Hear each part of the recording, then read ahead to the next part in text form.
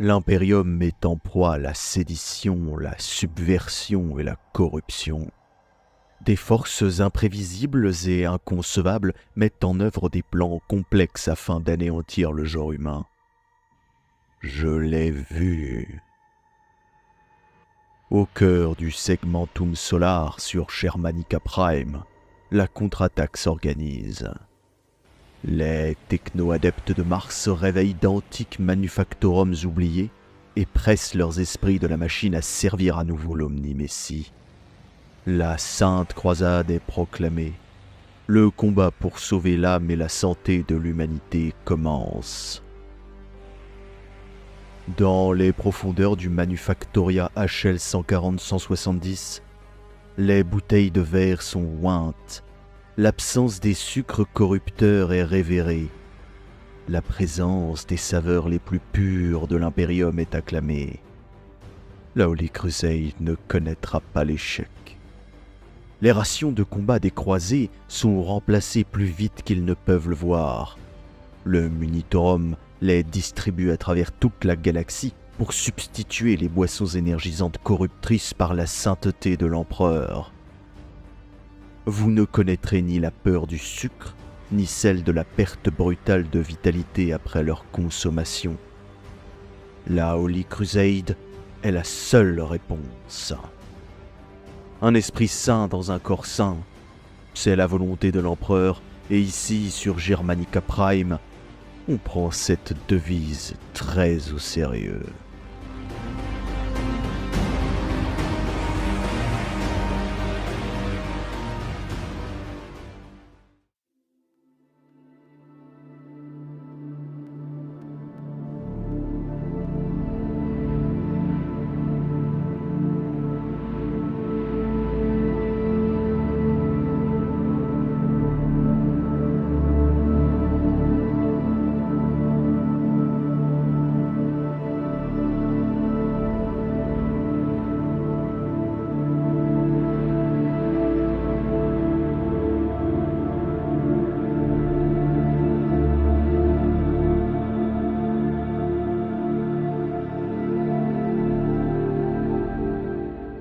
Lorsque l'hérésie d'Horus embrasa la galaxie, l'Imperium naissant fut brisé par la trahison de ses propres fils. Les légions Space Marines, jadis créées pour conquérir et unifier l'humanité au nom de l'Empereur, se retournèrent les unes contre les autres dans une guerre civile d'une ampleur inégalée. Frères d'armes et primarques s'affrontèrent dans des conflits apocalyptiques, et le rêve de l'Empereur d'un impérium rationnel et éternel s'effondra dans le sang, la cendre et le feu du Warp.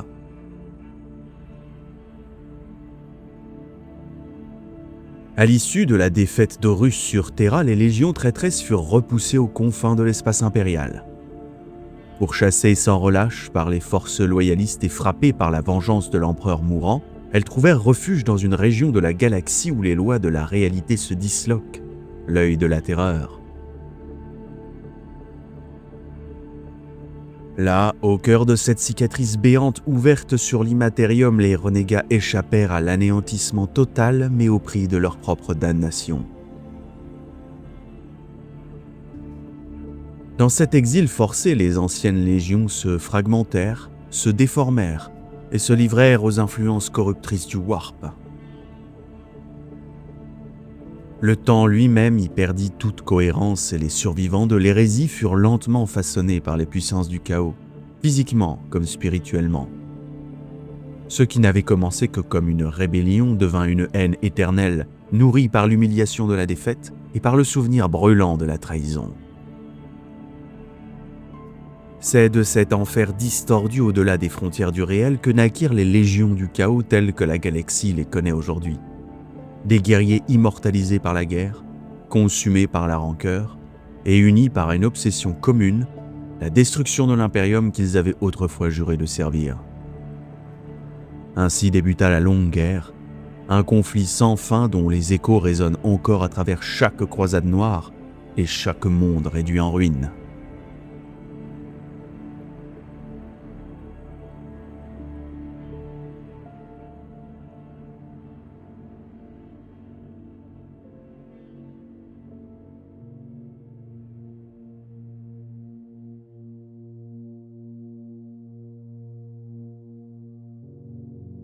Depuis la grande hérésie du fils favori, l'Impérium de l'Humanité endure sans relâche les assauts des Space Marines du Chaos, héritiers déchus de la grandeur des légions originelles. Ce qui fut jadis une force unificatrice forgée pour conquérir la galaxie au nom de l'Empereur, s'est mué en une armée de traîtres consumés par la rancœur et la corruption du Warp. Pourtant, parmi ces renégats, certains ont sombré plus profondément encore que leurs semblables. Pour eux, la guerre éternelle menée contre le royaume du faux empereur n'est plus une croisade idéologique, ni même une quête de pouvoir ou de reconnaissance. Elle est devenue une obsession dévorante, une spirale de violence dont ils ne peuvent plus s'extraire, même s'ils en avaient encore la volonté.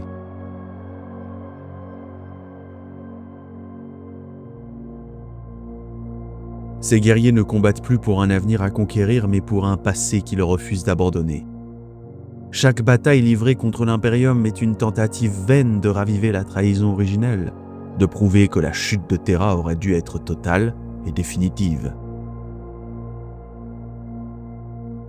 Ce sont là les ennemis les plus dangereux de l'Impérium, non pas parce qu'ils sont les plus nombreux, mais parce que leur haine n'admet ni répit, ni compromis, ni lassitude. Elle est ancienne, patiente, et se nourrit autant de la défaite que de la victoire. Beaucoup de ces guerriers damnés finissent par converger vers le vortex hurlant, attirés par la promesse de desseins grandioses, par l'espoir de gloires éternelles, ou par les murmures mensongers des puissances du Warp. D'autres y sont façonnés directement, forgés dans les conflits incessants qui embrasent ses abords et son cœur même, là où les lois de la réalité se désagrègent et où le temps perd toute signification. Dans cette région maudite, les survivants de l'hérésie et leurs héritiers sont lentement remodelés, tant physiquement que mentalement, par une guerre perpétuelle qui ne connaît ni commencement ni fin. Leur rancœur singulière envers leurs anciens maîtres les pousse à s'acharner indistinctement sur les fidèles de l'Impérium comme sur ceux du chaos. Ayant rejeté toute loyauté durable, ils déversent une fureur aveugle et sauvage qui ne reconnaît plus aucune hiérarchie stable, aucun serment intangible. Alliés d'un jour, ennemis du lendemain, ils incarnent la nature chaotique même du vortex hurlant, imprévisible, instable et dévastateur. Ainsi, là où d'autres cherchent encore à bâtir des empires de ruines, eux ne poursuivent qu'une seule finalité, prolonger indéfiniment une guerre née dans la trahison et destinée à ne jamais s'achever.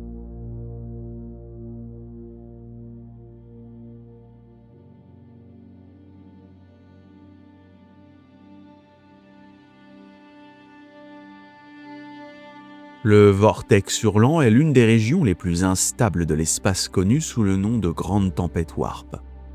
Il se manifeste sous la forme d'un tourbillon titanesque d'énergie empyréenne en perpétuelle ébullition qui, malgré des dimensions plus restreintes, rivalise en intensité avec l'œil de la terreur, le maelstrom et autres cicatrices où l'espace réel et le warp s'entrelacent.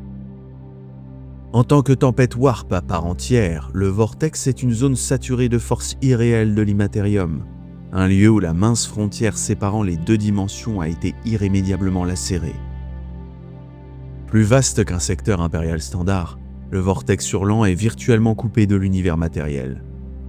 Les lois fondamentales de la nature y sont déformées, voire abolies, remplacées par des réalités changeantes dictées par les caprices du Warp. À l'intérieur de ces frontières mouvantes, les puissances de la ruine exercent une domination incontestée, et tout esprit mortel qui poserait ne serait-ce qu'un regard prolongé sur ces énergies tourbillonnantes risquerait d'y perdre la raison. Même les plus brillants savants de l'humanité se révèlent incapables de décrire ce qui se trouve au cœur du vortex. Seuls les mondes qui en bordent les limites peuvent être évoqués avec une relative certitude. Au-delà, il faut recourir à l'allégorie, aux symboles et aux mythes pour tenter d'effleurer une réalité qui dépasse toute compréhension rationnelle. C'est dans ce chaos primordial que prospèrent les bandes de guerre renégates et les vétérans de la longue guerre. Attirés par la promesse de desseins grandioses et façonnés par les conflits incessants qui embrasent le cœur même du vortex, ces guerriers damnés y trouvent un terrain de chasse inégalé. Les énergies du Warp nourrissent leur rage et leur folie, et la tempête elle-même devient un allié imprévisible, amplifiant leur puissance mais testant sans cesse leur endurance mentale. Là, les alliances sont instables, les coalitions éphémères et chaque bataille est autant un combat contre l'ennemi qu'une lutte contre les forces qui cherchent à dévorer leur esprit. Le vortex tire son nom des marées d'énergie qui s'en échappent, accompagnées de lamentations sinistres perceptibles uniquement par les psykers et les sorciers. Les plus sensibles affirment entendre à des dizaines voire des centaines d'années-lumière des implorations dissonantes, des chœurs de voix brisées au visage jadis magnifique, désormais livides de terreur, qui viennent hanter leurs rêves. À mesure qu'ils se rapprochent de la tempête, ce chant funèbre gagne en intensité, se chargeant d'une urgence désespérée et d'une souffrance indicible. Bientôt, ces murmures ne se limitent plus aux songes. Ils s'insinuent dans chaque instant de veille, martelant l'esprit des psykers jusqu'aux confins de leur endurance mentale. Nombre d'entre eux sombrent rapidement dans la folie, incapables de supporter plus longtemps cette litanie de supplications éternelles. Parfois, lorsque le vortex atteint des paroxysmes de violence empyréenne, ces cris deviennent si puissants que même des individus dépourvus de tout don psychique les perçoivent. Pas réellement comme des sons distincts, mais comme une présence oppressante à la lisière de leur conscience, implorant une délivrance qu'aucun être vivant ne saurait accorder. Et pour les vétérans de la longue guerre et les bandes de guerre qui y prospèrent, cette horreur devient une arme et une forge. Elle aiguise leur rage, leur patience et leur capacité à frapper avec une efficacité terrifiante, faisant d'eux des prédateurs redoutés dans toute la galaxie.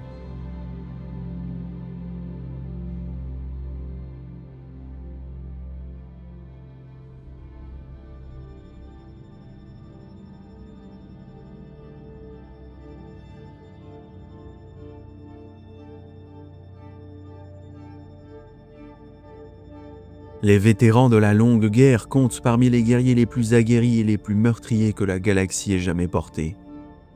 Leur unique moteur est une haine éternelle vouée à l'impérium de l'humanité. Les sources de cette animosité sont innombrables. Trahison récente, schisme fratricide, humiliation ancienne ou cicatrices laissées par l'hérésie d'Horus elle-même. Pour beaucoup, l'origine de leur courroux est depuis longtemps dissoute, effacée par les horreurs accumulées au fil des siècles et par les pactes impies conclus avec des démons et autres entités du Warp, jusqu'à ne laisser que des esprits brisés et gangrénés par la malveillance. D'autres, en revanche, conservent une haine intacte, presque pure, entretenue par la nature capricieuse du temps au sein de l'immatérium. Là où des millénaires s'écoulent dans la réalité matérielle, il peut ne s'être écoulé que quelques années, voire quelques instants pour ceux qui errent dans le Warp. Ainsi, leur mépris incandescent ne s'émousse jamais. Il demeure aussi vif et brûlant qu'au premier jour de la trahison, nourrissant une guerre sans fin qui consume à la fois leurs ennemis et ce qui leur reste d'humanité. Au-delà même de l'héritage souillé du faux empereur, les vétérans de la longue guerre nourrissent une animosité particulièrement virulente à l'encontre de leurs anciens frères demeurés loyaux, l'Adeptus Astartes. En apparence, cette haine peut trouver son origine dans une multitude de causes. Pourtant, derrière cette aversion se dissimule souvent une vérité plus obscure et plus corrosive encore. Leur fureur est intimement liée à une haine de soi inavouée, née de la conscience diffuse, parfois inconsciente, de leur propre damnation éternelle. Ces émotions délétères s'enracinent comme des plaies suppurantes dans l'esprit de ces guerriers maudits. Chaque affrontement contre un Space Marine loyaliste ravive le souvenir de ce qu'ils furent autrefois et de ce qu'ils ne pourront jamais redevenir.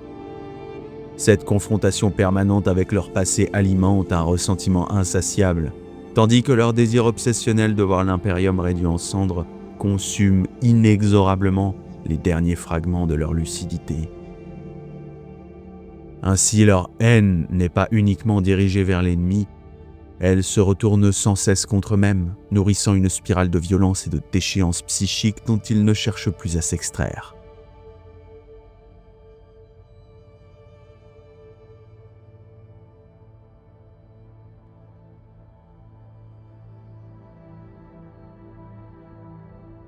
Les vétérans de la longue guerre. Leur expérience séculaire, acquise au fil d'innombrables campagnes menées à travers le réel et l'irréel, leur confère une maîtrise du combat et une perspicacité tactique qui dépasse souvent celle de leurs homologues loyalistes. Là où certains choisissent l'assaut frontal frappant avec une brutalité écrasante et une précision terrifiante, d'autres préfèrent ronger l'impérium de l'intérieur, infiltrant ces mondes, brisant les chaînes de commandement et semant la confusion, la paranoïa et la folie avant même que le premier coup de feu ne soit tiré. Quelle que soit leur méthode, leur présence sur un champ de bataille est toujours annonciatrice d'horreurs indicibles. Leur compétence martiale, affinée par des siècles de guerre sans fin, se mêle à une inventivité cruelle nourrie par le warp et par leur propre déchéance morale. Guidés par un esprit meurtrier implacable, ils n'hésitent jamais à repousser les limites de la barbarie, commettant des actes de cruauté si extrêmes qu'ils marquent durablement les survivants, lorsque survie il y a. En cela, les vétérans de la longue guerre ne sont plus seulement des ennemis de l'Imperium, ils en sont le cauchemar incarné, la mémoire sanglante d'une trahison qui ne cesse de se rejouer à travers les âges. Pour ces combattants corrompus, des notions telles que l'honneur, la retenue ou même la loyauté ne sont plus que des vestiges sans valeur, relégués aux mensonges éculés de l'Imperium. Aucun démon n'est trop infâme, aucun pacte trop désespéré, aucune connaissance trop interdite pour les détourner de leurs desseins abominables. Tout est sacrifiable, tout est monnayable, dès lors que cela sert leur objectif ultime, la destruction totale de l'impérium de l'humanité et la ruine de tout ce qu'il a édifié, pierre par pierre, monde par monde. Malgré les périls évidents qu'implique leur fréquentation, nombre de chefs de guerre, de seigneurs renégats et de princes pirates opérant au sein du vortex hurlant convoitent ardemment l'appui de ces vétérans endurcis. Car ceux qui parviennent, ne serait-ce que temporairement, à canaliser leur fureur obstinée peuvent tirer un profit immense de leur présence.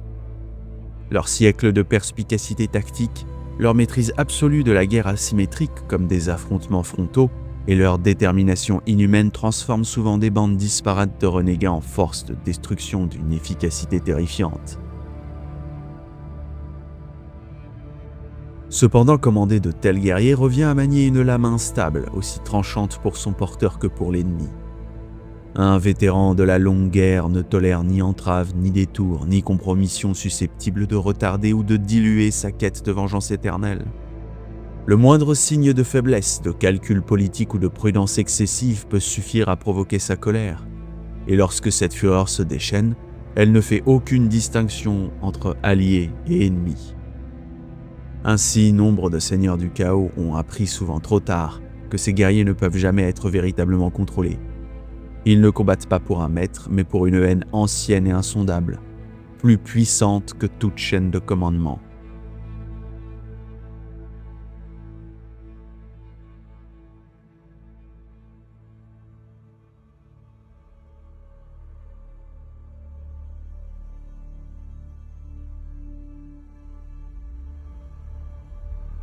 Ainsi, 10 millénaires après les flammes de l'hérésie d'Horus, la trahison originelle continue de consumer la galaxie. Les vétérans de la longue guerre demeurent survivants d'années d'un âge révolu, prisonniers d'un conflit qu'ils ont eux-mêmes contribué à engendrer. Forgés dans l'exil et nourris par le warp, endurcis par une haine que ni le temps ni la défaite n'ont su éteindre, ils incarnent la persistance du péché originel qui ronge l'Imperium depuis sa fondation. Pour l'humanité, ils représentent l'échec éternel d'un rêve brisé, incarné dans la chair et l'armure de guerriers damnés. Chaque croisade noire, chaque monde ravagé, chaque chapitre loyaliste anéanti porte la marque de leur rancœur immortelle. Ils ne combattent pas pour conquérir, ni même pour régner, simplement pour détruire, afin de prouver que l'empire de l'empereur n'est qu'un mensonge bâti sur les ruines d'une fraternité brisée. Pourtant, cette guerre qu'ils poursuivent avec une ferveur fanatique est par nature une guerre impossible à gagner.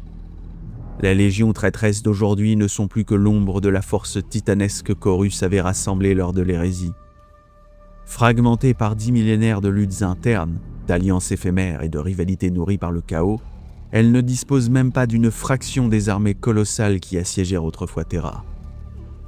Là où le maître de guerre commandait des légions entières, des titans, des flottes innombrables et le soutien coordonné de Primarque, ses héritiers ne peuvent opposer à l'Imperium qu'une mosaïque instable de bandes de guerre, puissantes mais isolées. Et pourtant, malgré cette réalité, les vétérans de la longue guerre continuent d'avancer. Ils savent, consciemment ou non, que la victoire totale leur est refusée, mais ils refusent tout autant l'idée de renoncer. La longue guerre n'est plus une stratégie ni même une espérance, elle est devenue une nécessité existentielle. Tant que l'œil de la terreur continuera de vomir ses légions corrompues dans la galaxie, ces guerriers maudits combattront sans fin. Pour eux, la vengeance n'est pas un moyen d'atteindre une fin, elle est la fin en elle-même, une flamme éternelle vouée à consumer l'Imperium, même si, au bout du compte, elle ne devait éclairer que leur propre damnation.